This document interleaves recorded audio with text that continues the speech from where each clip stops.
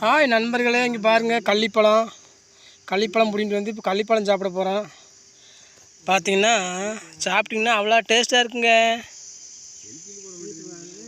Selfie camera தெரியவே வரமாட்டேங்குது, கிளியரே இல்லை, போச்சு. அது என்னமோ அப்படி ஆகி போச்சு, சுத்தமாகவே தெரிய மாட்டேங்குது, மங்களாக தெரியுது.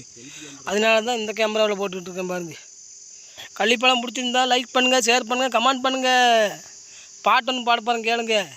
கள்ளிப்பழம் சப்பாத்தி கள்ளிப்பழம் சாப்பிட்டா அவ்வளோ டேஸ்ட்டாக இருக்கு. நண்பர்களே, சாப்பிட்டா அவ்வளோ டேஸ்ட்டாக இருக்கு.